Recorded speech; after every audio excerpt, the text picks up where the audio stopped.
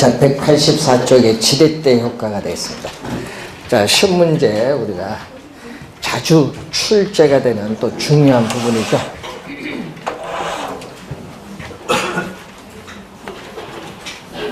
자, 올해 상당히 중요합니다. 자, 여러분 지뢰를 레버라고 합니다. 자, 무거운 물건을 들어 올릴 때 이 두 손으로 들어 올리면 힘이 들어요. 그래서 지뢰를 이용하면은 쉽게 들어 올릴 수 있는 게 바로 이 지뢰의 작용인데, 이걸 이용을 하는 거죠. 부동산도 고가의 상품입니다. 부동산도 고가의 상품이기 때문에 이 자기 자본, 내 돈을 가지고 우리가 전부 투자하기는 상당히 시간이 오래 걸려요. 그래서 일정한 자금은 융자를 이용하면 쉽게 취득을 할 수 있죠. 자, 이런 효과를 우리는 지렛대 효과입니다. 자, 지렛대 효과가 항상 뭐를 이용해야 되냐면요, 우리 타인 자본을 이용해야 된다. 이 타인 자본, 우리가 외부로부터의 차입금을 의미하는데 타인 자본을 이용을 해야 된다는 거죠. 그래서 부동산을 우리가 취득을 하는데 총 투자한 금액이 있죠. 자, 부동산을 취득을 하는데 이 총 투자한 금액은 자기 자본, 내 돈입니다. 이 내 돈과 우리 타인 자본은 남의 돈인데 이 두 가지를 더해서 총 투자한 금액을 가지고 부동산에 투자해서 부동산을 취득을 하는데, 이때 이 자기 자본을 우리는 지분 또는 지분 투자액이라고 해요. 자기 자본을 지분 또는 지분 투자액이라고 하고, 이 타인 자본은 두 가지가 있죠. 이자가 없는 타인 자본. 자, 이자가 없는 타인 자본이 있고, 또 하나는 이자가 있는 타인 자본, 두 가지로 나눠볼 수 있는데, 자, 이자가 없는 타인 자본은 여러분 예를 들면은 전세금이나 이 보증금이죠. 그래서 계약 만료 시에 이 전세금이나 보증금은 돌려주는데 이자를 지불하지 않는 겁니다. 그리고 이자가 있는 타인 자본은 금융기관에 뭐를 의미하죠? 대출금인데, 이 대출금을 우리는 저당 투자액이라고 해요. 저당 투자액, 대출금이라고 합니다. 그래서 이 부동산은 고가의 상품이라 보니까 이렇게 뭐를 이용을 한다? 타인 자본을 이용하면은 쉽게 부동산을 구입을 할 수가 있는 거예요. 그래서 반드시 뭐를 이용해야 된다? 지렛대 효과는 타인 자본을 이용을 해야 돼요. 자, 타인 자본을 이용을 해서 뭐가 변한다? 부채 비율이 변하는 거죠. 자, 부채 비율. 자, 요즘 뉴스에 이런 데 보면요, 기업은 부채 비율을 200% 이하로 낮춰라 얘기를 많이 하는데, 이 부채 비율은 이 총 투자한 금액 중에 남의 돈, 타인 자본을 얼마 이용했느냐에 따라 뭐가 달라지죠? 내 돈 투자한 금액이 달라져요. 그래서 이 자기 자본에 대한 이 타인 자본의 비율을 부채 비율인데, 시험 문제는 이 자기 자본을 우리 뭐라고 했죠? 지분 또는 지분 투자이고, 이 타인 자본은요, 우리는 부채야. 타인 자본 부채인데, 그래서 이 지분에 대한 부채의 비율, 자기 자본에 대한 타인 자본으로 출제한 것이 아니라 작년 시험에 이 지분에 대한 부채의 비율입니다. 그러면 지분에 대한 부채의 이 비율이 바로 무엇을 의미하죠? 부채 비율이에요. 그러면은 여러분이 항상 우리가 탄력성 배울 때로 배우는데 뭐뭇에 대한이 나왔어요. 뭐뭇에 대한이 나올 때 앞에 있는 지분은 분모로고 뒤에 있는 부채는 뭘로? 분자로 와야 돼. 그럼 작년 시험에는 뭐가 했냐? 작년에 용어 5개 주어지고 틀린 걸 찾아내라 이렇게 출제할 때 요 부채 비율을요, 부채에 대한 지분의 비율을 출제했어. 그러니까 분모 분자를 뭐 했어요? 바꿨죠. 작년 정답입니다. 그 지문이. 그러니까 용어만 알면 이제 풀었는데 작년 28회 시험에 정답 지문이에요. 상당히 중요한 용어죠. 그래서 이 부채 비율은 22회, 23회, 24회 시험인데 22회 시험은 계산 문제로 또 출제를 했죠. 그래서 여러분이 용어가 부채 비율도 자주 출제가 되는 용어다. 실생활에 많이 사용합니다. 자, 오늘 집에 가서 여러분 가계의 부채 비율을 한번 계산해 보세요. 네? 자기 자본의 타인 자본. 자, 그리고 이 부채 비율이 타인 자본을 얼마 이용하에 따라 부채 비율이 달라져요. 이 부채 비율의 변화를 통해서 뭐에 영향 주죠? 지분 수익률에 또 영향을 미쳐요. 자, 지분은 뭐라고 했어요? 자기 자본이야. 그럼 지분 수익률은 자기 자본에 대한 수익률인데 부모는 부동산을 취득을 하는데 투자한 자기 자본 무엇을 매죠? 지분을 얘기해. 자기 자본, 지분. 이때 분자는 자기 자본, 이 지분에 대한 대가, 자기 자본에 대한 대가를 지분 수익인데 이 지분 수익을 이제 시험에 나올 때 주의해야 됩니다. 자, 여기서 또 정답을 많이 물어요. 뭐를 하면 세금을 납부하기 전 현금 수지입니다. 이따 나중에 배우겠지만 또 세전 현금 수지를 말해요.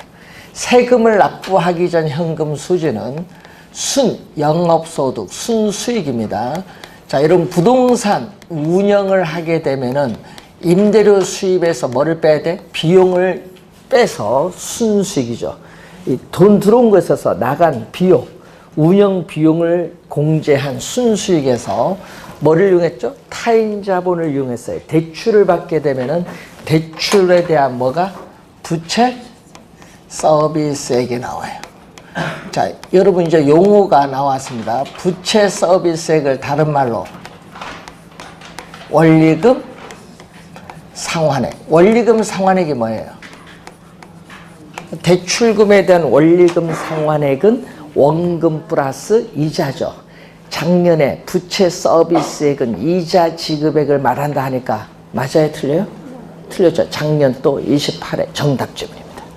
작년에 여기서 정답 지문이 2개나 나왔어요. 2문제나. 그만큼 용어만 알면은 바로 다른 거 몰라도 답이 체크가 된다는 얘기예요. 그러니까 투자이론은 용어를 잘 이해를 해 두셔야 됩니다. 자, 이 지분 수익률에 미치는 효과인데, 자, 이 지분 수익률은 시험에 뭐를 출제를 많이 한다? 당연히 뭐를 출제 많이 할까요? 계산을 많이 나오죠. 그래서 이 계산 문제가 11회 시험에 우리 처음 출제해서요. 우리 15회는 2번 추가 시험까지 출제했었죠. 그래서 18회 시험, 그리고 25회 시험, 27회 시험, 계산 문제가 7번 출제인데 그 중에 가장 어려웠던 게 15회 시험이 가장 어려웠어요. 예? 지분 수익률 계산하는 문제만 7번 출제했어요. 그리고 용어는 24회 시험과 26회 시험에는 이 용어가 출제해서 말로 뭐를 세전 현금 수지를 뭘로 나눴다? 지분 투자액으로 나눈 것을 지분 수익률 말로 2번 또 출제했어요. 하여튼 수식 많이 나옵니다.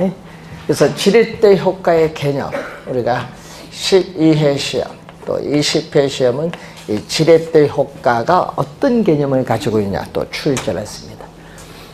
시험의 단골이에요. 그래서 올해도 출제가 된다 이렇게 보시면 됩니다. 자, 계산 문제 하나 확인해 볼까요? 자, 187페이지에 문제 2번 한번 봅니다. 자, 부동산 투자에 따르는 1년간 자기자본 수익률. 자기자본은 뭐라고 했죠? 지분. 자기자본 수익률은 지분 수익률입니다. 자, 투자 부동산 가격은 3억 원인데 금융기관 대출, 저당 투자액 타인 자본은 2억 원이고 내 돈은 1억 원. 자, 대출 조건 보세요. 대출 기간은 만기입니다. 대출 기간 만기는 1년이고 대출 이자는 연 6%. 자, 대출 기간 만료 시에 이자 지급과 원금은 일시상환. 이 말은 뭐죠? 대출 기간 만료 시에 이자 지급과 원금은 일시상환은요. 요거는 원금 만기 일시상환 조건이라고 해요. 대출금은 만기에 전액 상환하고 뭐만 갚는다? 매월 뭐만 갚아요? 이자만 갚는 거예요. 예, 원금 만기 시 상환 조건이에요, 그게. 자, 1년간 순 영업이익, 순 영업소득은 2천만 원. 1년간 부동산 가격 상승률은 0%. 그럼 여러분은 취득 시에 3억에 부동산 샀으면은 1년 뒤에도 그 부동산 얼마? 3억. 가격 상승이 없다. 이런 얘기죠. 자, 그러면은 요 수식에서 자, 요 수식에서 투자한 자기 자본 내 돈은 얼마? 1억. 이죠. 자, 1년간 순영업소득 얼마? 2천만 원. 1년간 순영업소득 2천만 원인데 문제는 여기서 원리금 상환액을 빼야 되는데 문제는 아까 조건이 있어요. 원금 만기 일시 상환 조건이니까 대출받은 금액 2억은 만기 1년 만기 지나서 전액 상환하고 매월 뭐만 갚는 거야? 이자만 갚는 거죠. 이자만 빼주면 돼요. 왜? 대출금 만기 전액 상환하는 거니까. 이자, 원리금 상환액이 아니에요. 이자를 빼줘야 돼요. 이자가 얼마? 이자가 2억 원. 대출금 2억 원에 1년 동안의 이자, 연이자율 몇 프로? 6%. 6% 곱해주면 돼. 그러니까 여러분이 원리금 상환액을 빼주는 것이 아니라 뭐를 빼줬다는 얘기죠? 이자를 빼준 거예요. 이자. 왜? 아까 대출 조건에 원금 만기 일시 상환 조건입니다. 자, 원금 만기 일시 상환 조건이라는 걸 염두에 두고 이자를 빼주니까 이게 얼마죠? 1,200만 원. 1,200만 원이죠. 그럼 1억 원에 또 하나 더 적을까요? 거기서 3억 원. 부동산 가격 3억 원인데 1년간 부동산 가격 상승률 몇 프로? 0%. 0%니까 3억이 0% 해봐야 제로죠. 네, 그래서 2천에 1,200을 빼니까 1억 원에 얼마 나오죠? 800만 원이 나오죠. 자, 곱하기 100을 해주는 것은 뭘로 가기 위해서? 퍼센티지로 가기 위해서 100을 곱해주는 거예요. 8%가 구하고자 한다. 계산은 간단하거든요. 자, 이렇게 계산하는 문제를 우리는 11회 시험, 11회 시험, 그리고 관련해서 18회, 25회 시험은 이런 형태로 출제했어요. 그 문제 형태. 숫자만 바꿔서 출제했던 얘기예요. 그래서 좀 우리가 확인을 좀 해둬야 될 부분입니다. 자, 그리고 27회는 우리 15회 형태와 비슷하게 출제를 한 겁니다. 자, 우선은 2번 문제 한번 확인을 한번 해본 거죠. 자, 지렛대 효과 계산 문제 하나 봤고요. 자, 그럼 지렛대 효과는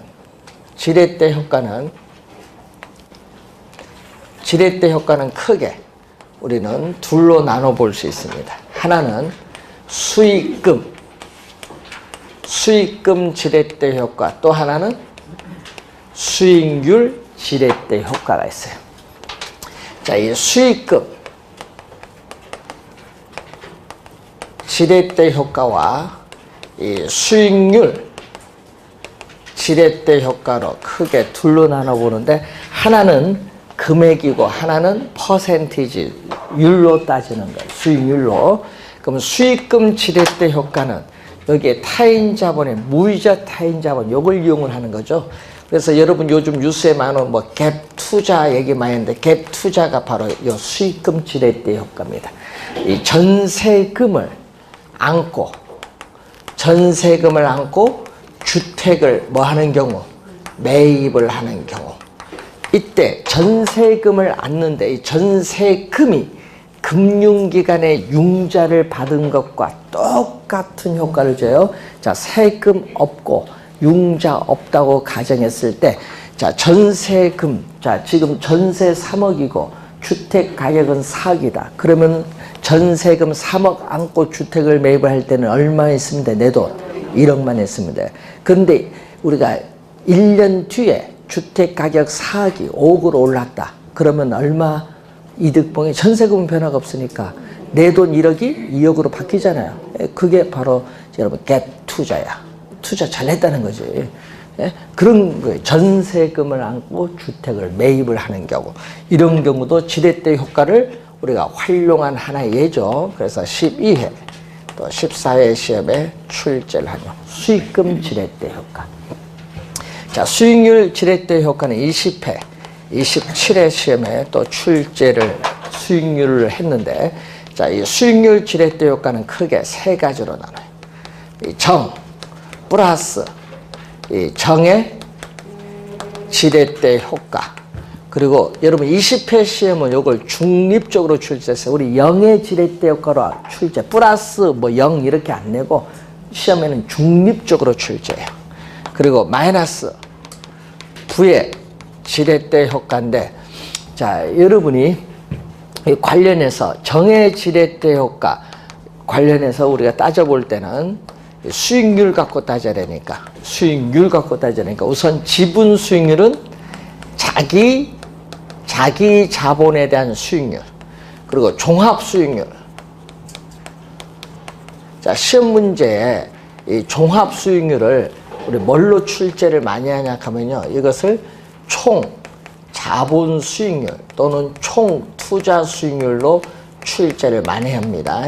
뭐 계산 문제를 내는 것이 아니라 뭘로 출제해요? 말로 출제를 벌써 2번 했거든요. 총 자본 수익률은 부동산을 취득을 하는데 총 투자 금액에 대해서 순 영업소득이 차지하는데, 그럼 시험 문제는요, 순 영업소득을 총 투자액으로 나눈 것을 뭐라고 한다? 총 투자 수익률 얘기죠. 그래서 20회, 우리가 4회, 26회 시험에 출제된 지분 수익률 같이 한글로 출제를 했어요. 계산 문제는 지분 수익률을 잘 공부하시면 되고, 그래서 종합 수익률이 있고 또 저당 수익률이 있습니다. 저당 수익률은 금융기관의 주택담보대출 금리를 얘기해요. 대출 금리를 저당 수익률. 그러면 여러분, 대출 금리보다 이렇게 높아요. 낮은 대출 금리를 이용해서 돈을 빌려서 투자를 했더니 자기 자본 수익률이 더 높았어요. 그러면 정의 지렛대 효과가 발생했는데, 이 경우를 우리는 투자를 잘 한 거야. 이게 바로 투자의 장점. 뭐를? 정의 지렛대 효과를 활용할 수 있는 장점. 이게 정의 지렛대 효과, 투자의 장점이죠. 그런데 문제는 융자를 이용을 하여도 대출금리와 자기자본 수익률이 같아요. 그리고 문제는 이런 경우, 대출 금리를 이용해서 융자 받아서 대출했더니 자기자본 수익률이 오히려 하락을 해서 손해를 보는 경우, 이런 건 부의 지렛대 효과. 자, 이런 경우가 있죠. 자, 우선은 여러분들이 이런 용어를 좀 우선 기억을 좀 해두셔야 되는데, 작년 시험에 우리 27회 시험이죠. 27회 시험은 요 2가지 냈고요. 20회 시험은 요 3가지를 다 묻는 문제를 출제를 했어요. 용어 정확하게 좀 기억을 좀 해두셔야 될 부분이죠. 자, 그런데 문제는 타인 자본을 이용을 해야 뭐가 발생한다? 네, 지렛대 효과가 발생해요. 그런데 만약 타인 자본을 이용을 하지 않고 내 돈으로 다 투자할 수도 있을까요, 없을까요? 있죠. 이 전액 자기 자본으로 투자를 할 수 있어요. 전액 자기 자본으로 투자를 하게 되면은 당연히 뭐는 발생하지 않는다? 지렛대 효과는 발생하지 않아요. 이 지렛대 효과가 발생을 하지 않고, 또 금융은 금융기관으로부터 자금을 융통받는 게 금융인데, 자금을 융통받는 게 있다 없다? 없죠. 전액 자기 자본으로 투자하면 금융기관은 또 융자받는 게 없으니까 자금을 융통받음으로써 생기는 위험도 존재하지 않아요. 그래서 전액 자기 자본으로 투자하면요, 저당 수익률 여기 없거든요. 대출 금리가 없어요. 그러니까 대출 금리가 없기 때문에 이 종합 수익률과 뭐는 똑같다? 지분 수익률은 똑같을 수밖에 없다. 전에 자기 자본으로 투자하면요, 지분 수익률과 종합 수익률은 항상 같게 돼요. 자, 이 내용을 우선 염두에 두시고, 여러분, 우리가 다음 주에 또 배우게 될 용어 중에 하나가 대부 비율이라는 게 있어요. 또 우리 뉴스에 보면은 담보 인정 비율로 많이 나오죠. 이걸 LTV라고 해요. LTV. 그래서 부동산 가격에 대한 대출금의 비율인데, 자, 오늘 뭐 신디테이가 어제부터 적용했나요? 뭐 신디테이 막 나오는데, 요거와 더불어서 우리 요즘 금융기관 대출을 하죠. 자, 대부 비율, 부동산 가격에 대한 대출금이 차지하는 비율인데 대부 비율이 우리가 높아져요. 자, 여러분 대부 비율에서 40% 적용하다가 60% 적용한다. 그러면 10억이면 얼마? 4억까지 융자해 줄 수 있던 걸 6억까지 해주겠다는 얘기예요. 그럼 이전보다 부동산 가격에 대한 대출을 더 많이 해주는 거예요. 대출을 더 많이 해주면은 부동산을 구입을 할 수 있는 구매력은 더 높아지죠. 구매력이 높아지면은 부동산을 사고자 하는 수요는 어떻게 된다? 증가하겠죠. 예? 증가하겠죠. 18회, 21회 시험에 출제했습니다. 증가를 해요. 시험 문제는 이걸 뭘로 출제할까요? 대출금이 많으면 감소한다고 생각을 많이 하거든요. 그렇게 또 출제를 해버립니다. 그리고 투자에 또 뭐가 높다? 투자에 있어서 대출금이 이전보다 더 많아지면은 투자에 있어서 이 지렛대 효과, 이 진폭이 이전보다 더 커져요. 융자를 받지 않을 때에 비해서. 그리고 또 우리가 27회 시험에 또 출제를 했었죠. 시험에 많이 나옵니다. 그리고 뭐 14회 시험에도 나오고, 자, 원리금, 상환 부담. 자, 이전보다 대출금이 많아지면은 원리금 상환 부담도 이전보다 더 커지죠. 요거 시험에 많이 내자. 커진다. 시험에 14회는 작아진다. 뭐 이렇게 낼 거 아니에요. 원리금 상환 부담이 커지면은 대출을 받은 사람은 원금 이자를 제때 못 갚을 가능성도 많죠. 원금 이자 제때 못 갚는 것을 채무 불이행인데, 이 채무 불이행이 가능성이 커지면서 자금을 금융기관으로부터 융통받음으로써 생기는 위험, 이 금융상의 위험도 점점 뭐다? 커진다 얘기죠. 커진다. 예? 그래서 금융상의 위험도 높아지는 겁니다. 이건 투자의 단점이죠. 금융상의 위험이 높아지는 것은.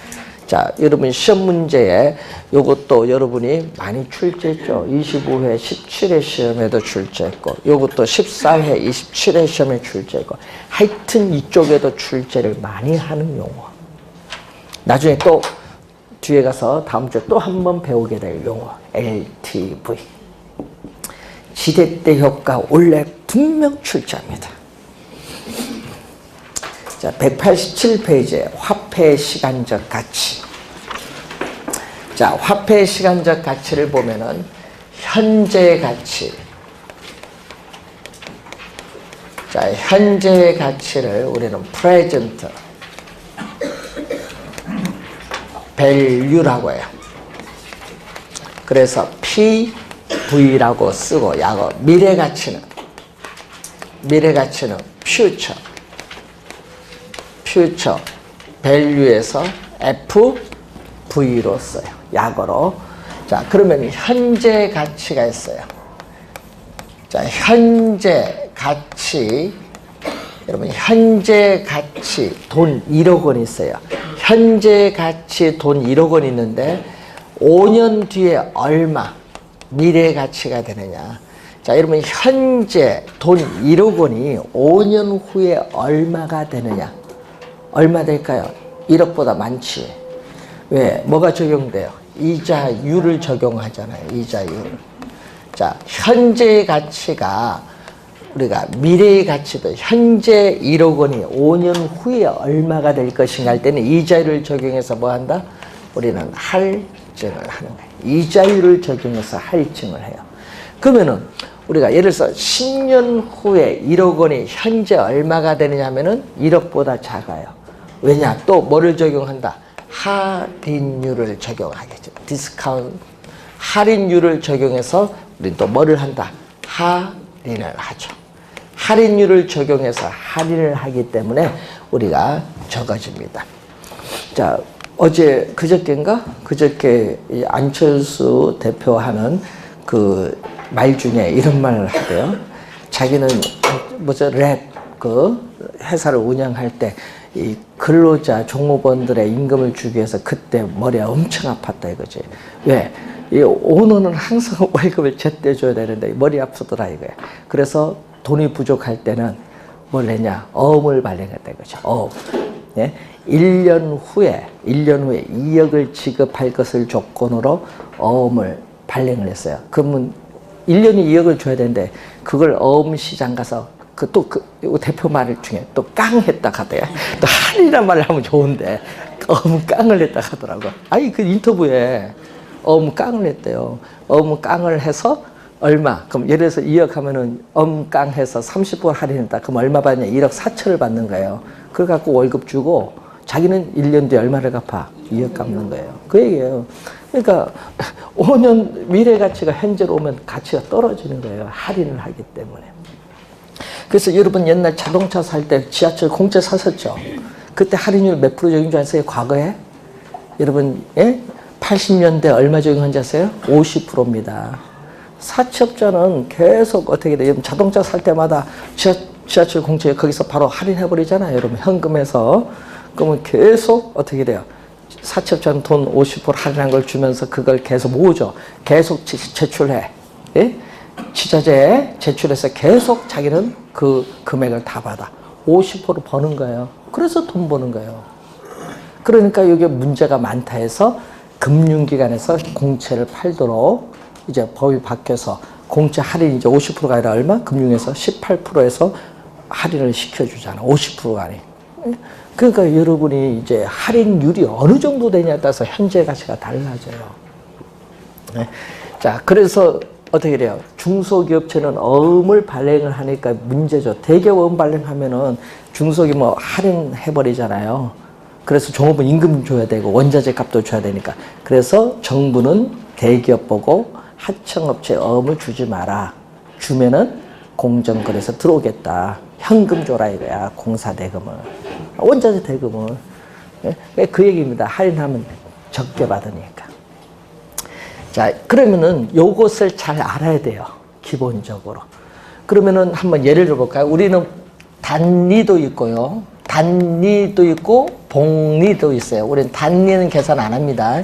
이자에 이자를 지급하는 복리 계산으로 하는데 복리 계산으로 할 때 연 이율이 몇 프로다? 10%다. 자, 변화가 없다. 연 이자율은. 자, 현재. 자, 현재의 가치가 100만 원이야. 자, 현재 여러분 돈 100만 원이 있습니다. 현재 돈이 100만 원이 있는데 1년 후에 얼마가 되겠어요? 현재 돈이 연이율 10%일 때 1년 후에 얼마? 110만 원. 근데 계산 잘 하네요. 받을 돈은 잘. 네. 실제 돈 계산 잘 하는 것 같아. 그런데 이것을 이제 설명하라면 이제 못 하는 거죠. 그래서 원금 100만 원에다가 이자는 100만 원에 몇 프로? 10% 곱해주면 이게 이자예요. 원금 이자를 더해주면 얼마? 이게 110만 원이지. 그런데 문제는 이때 이 100만 원이라는 공통되는 숫자를 묶어내요. 뭘 한다? 괄호를 치는 거죠. 1 플러스 0.1. 그럼 괄호를 풀면요. 100만 원에 1을 곱하면 요 100만 원이고 100만 원에 0.1을 곱하면 요 두 개씩인데 여기 있는 플러스가 여기 들어가는 거예요. 묶은 거예요. 괄호로. 이게 바로 얼마죠? 110만 원이 돼. 110만 원. 자, 그래서 이 현재 가치 100만 원이 1년 뒤에는 110만 원. 그럼 다시 110만 원이 또 1년 뒤에는 얼마가 돼요? 110만 원 1년 뒤에는 원금이 또 110만 원이고 또 110만 원 이자 몇 프로? 10% 곱해주면 원금 이자가 돼. 더해주는 거죠. 그러면 이때 110만 원이라는 또 공통되는 숫자를 묶어내면은 1 플러스 0.1인데 자, 요 수식에서 이 110만 원, 요 110만 원 자리에 요 수식을 다시 넣어줘요. 그럼 얼마냐? 100만 원 곱하기 1 플러스 0.1인데 요 수식 넣으니까 100만 원 곱하기 1 플러스 0.1이 몇 개? 2개 곱해줘. 2개 곱해지면은 제곱이에요. 그럼 1년 후일 때는 1승인데 2년 후일 때는 제곱이에요. 그래서 121만 원이 돼요. 그럼 또 이렇게 계속 반복해서 가면은 N년 후에는 얼마가 되느냐? N년 후에는 100만 원 곱하기 1 플러스 0.1에 N년 후일 때는 이게 N승이 나옵니다. 자, 원리가 이런 원리입니다. 그러면 한번 이 원리를 보면은 FV는 미래가치예요. 연이자율 R 퍼센테이지 몇 년? N은 년. N은 년 후에 미래가치는 100만 원은 현재 가치. 100만 원 현재 가치 PV 곱하기 1 플러스 뭐죠? R. 0.1은 10%. 네? 10% 연이자율 R. 네, 기간 뭐? N승을 쓰면 되겠죠. 자, 그러면은 요 수식에서 요 빨간 건데 현재 가치 100만 원이 N 년 후에 미래에 얼마의 가치가 되는가 알기 위해서는 이 빨간 수식을 곱해주면 되는데 이 빨간 수식을 우리는 일시불에 있어서의 미래가치 계수라고 해요. 일시불의 미래가치 계수인데 이때 이 미래가치 요걸 줄여서 뭐라고 하냐면 일시불의 내가계수. 미래가치 계수를 줄여서 일시불의 내가계수라고 해요. 그럼 일시불의 미래가치 계수의 의미는 요 1 플러스 R N승이라는 의미는 현재 100만 원에 이 빨간 수식을 곱하면 미래에 얼마가 되냐.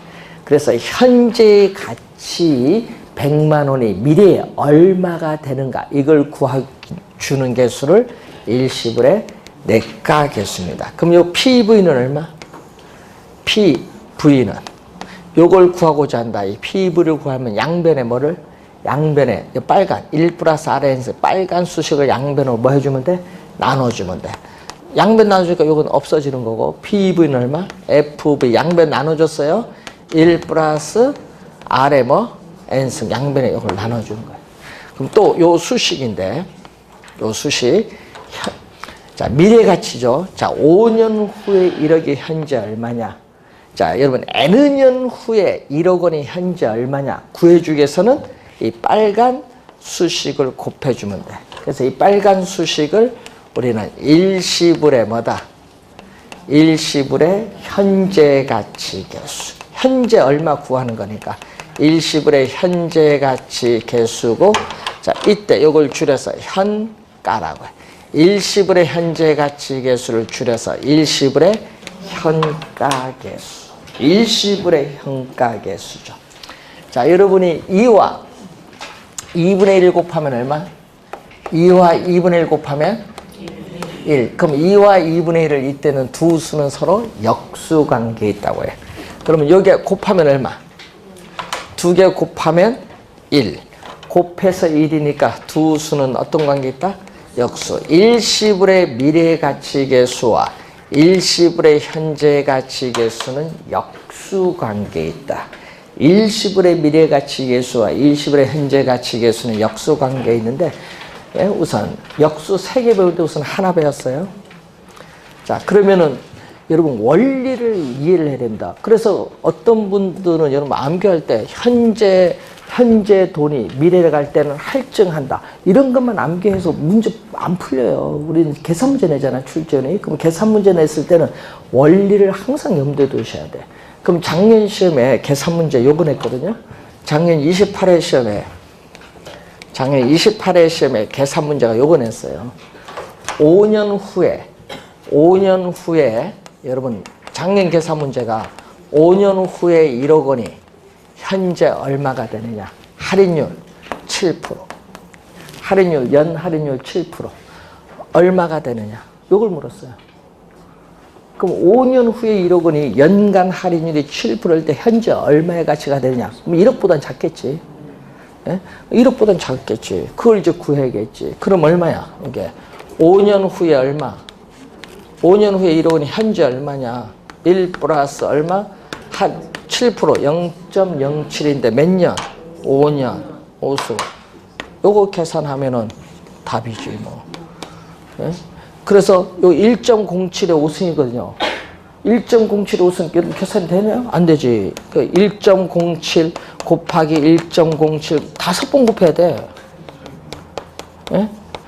요거 누가 함기 저도 함기 안 되는데 5번 곱해야지. 뭐가 있어? 전자계산기 있잖아. 1.07 곱하기 5번 눌러보세요. 그러면 여기 얼마 나와요? 그걸 또 1억 원에 그걸로 요걸로 나누어 주면은 요게 약 얼마가 나와? 7,100 뭐 얼마 나오겠지. 예? 7,000 예? 약 100 얼마 나와요. 그런데 문제는 10만 원 이하는 절사. 절사는 버려라. 그러면 절사는 버려라. 아니면 반올림 하라. 그럼 반올림 할 때 5 넘어가면 반올림 하면 되고. 그러면 얼마 나와요? 대충 7,100만 원이 나온다. 작년 정답. 7,100만 원. 그 원리를 물어요. 그러니까 여러분이 뭐 우리가 뭐 암기해서 현재 돈이 미래로 갈 때는 뭐 일시불에 뭐가 들어온다 이런 건 출제 안 해. 그러니까 여러분 항상 원리를 아셔야 돼. 여러분 계산 문제 뭐 22회도 마찬가지고 24회도요 원리를 알아야 다 풀어요. 자, 계산 문제 여러분이 하나 출제했는데 나중에 요거 말고 또 신기한 문제들이 많아요. 네? 시험에 나올 수 있는 문제들이. 작년에 학생 보고에 그러냐. 일시불에 현가를 물을 때 좀 조심하라. 바로 출제를 바로 해버리잖아요. 그러니까 여러분들이 원리를 묻는 문제를 내요. 요즘 출제원들이 암기비법 싫어합니다. 요즘 작년에 왜 점수들이 안 나오냐 하면 너무 암기해서 그래요. 자, 원리를 좀 기억을 해 두셔야 됩니다. 자, 연금의 미래가치 188페이지로 갑니다. 연금 받아보신 분, 이제.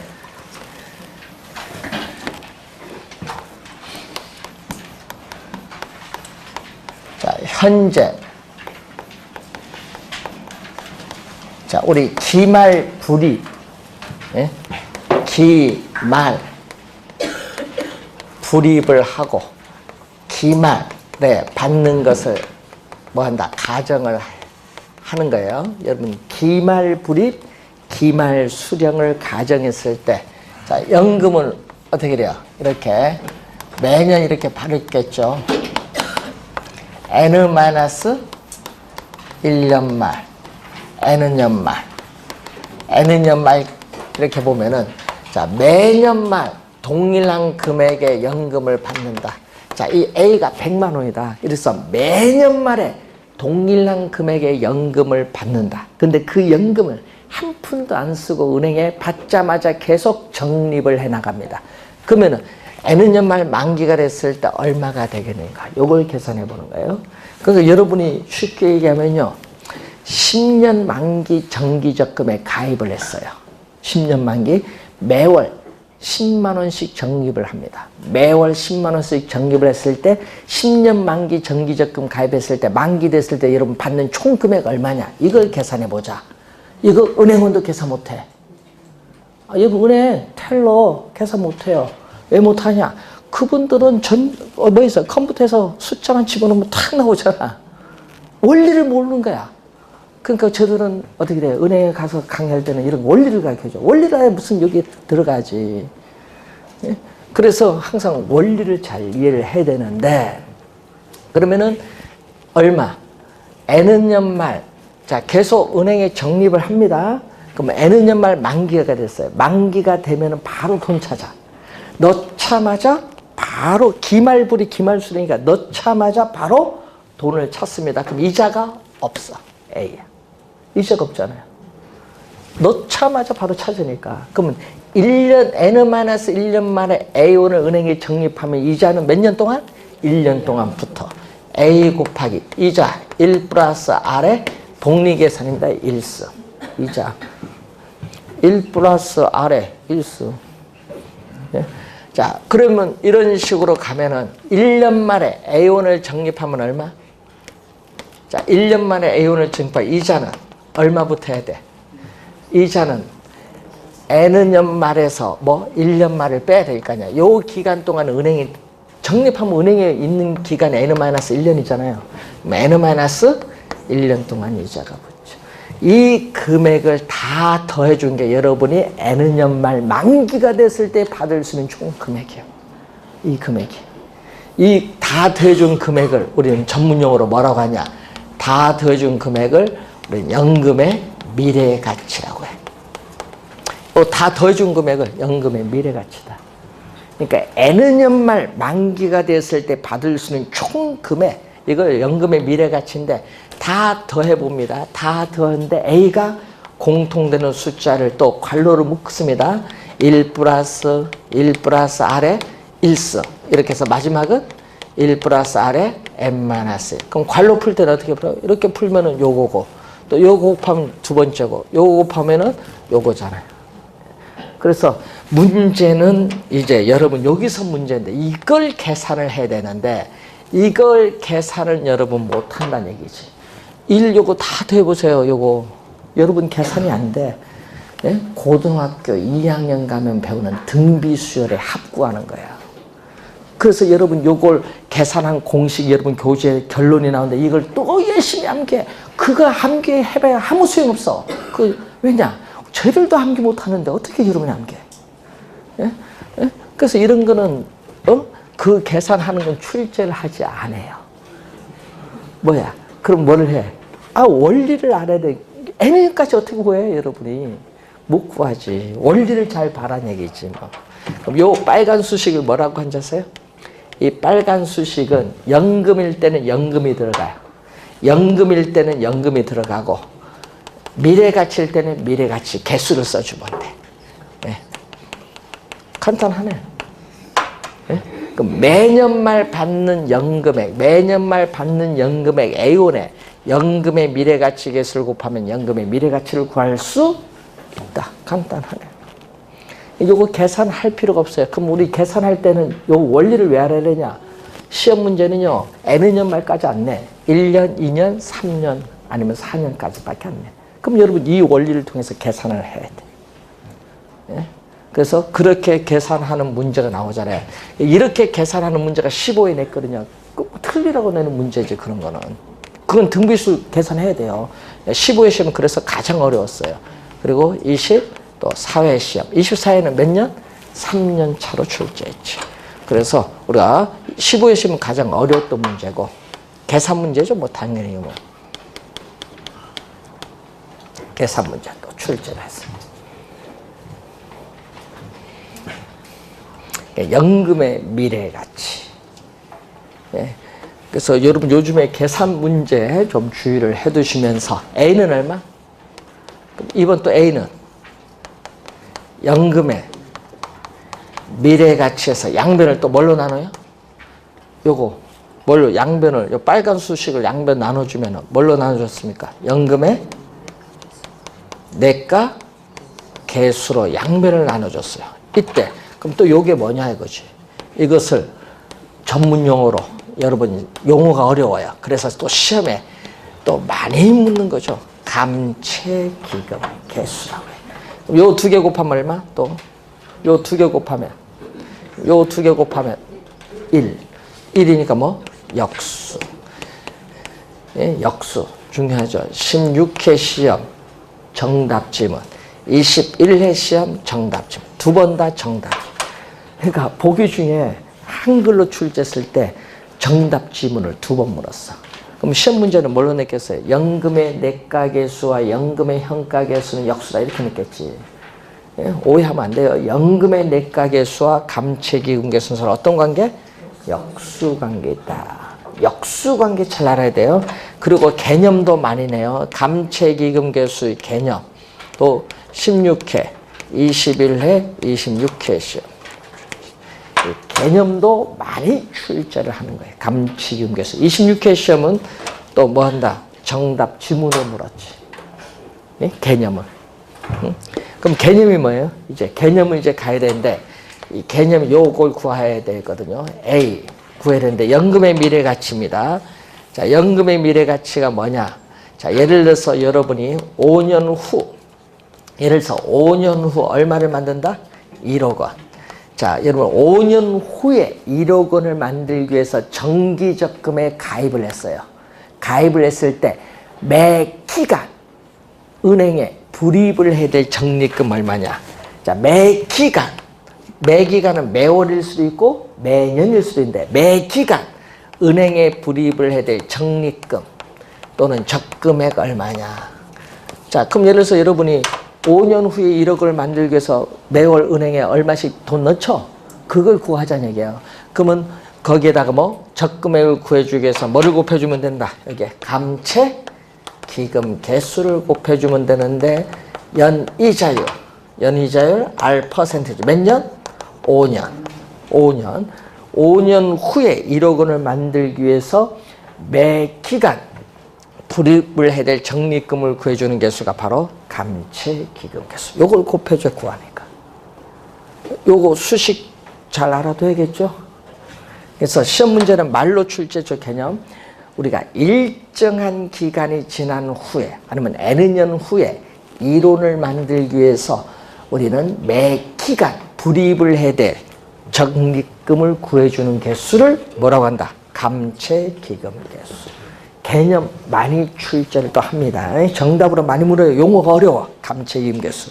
자, 여러분 교재 연금의 미래가치 100 그 관련해서 189 어디 갔지? 188페이지 밑에 나오죠. 연금의 미래가치. 그리고 189페이지에 나옵니다. 거기서 거기 4번 문제 바로 위에 적립의 동그라미. 하여튼 적립이 나와야지 연금은. 요 아까 은행에 계속 적립해 나가잖아요. 적립의 동그라미. 그게 잘 적립 나오면 요거 미래로 가긴 가는데 연금 나오면 내가계수지 뭐. 여러분 일시불은 적립을 한 게 없어요. 일시불은 적립이 없어. 현재 1억 원의 미래 얼마냐. 적립을 한 말이 없어요. 적립이 나오면 뭐다? 연금의 내가계수야. 감채기금 개수 뭐야? 정기적금 가입을 했어. 매 기간 불입해야 될 적립금, 적금액 구해주는 건 감채기금 개수. 개념이 달라요. 그래서 여러분 나중에 4번 문제 한번 보는데 그래서 매년 연말의 동그라미. 연말 동그라미 쳐야겠죠.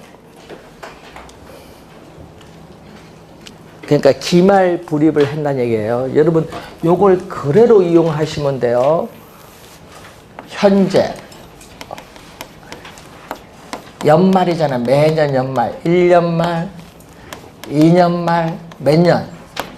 3년 말. 아까 있잖아요. 3년 하면 4년이지 뭐. 매년 말 얼마씩 불입?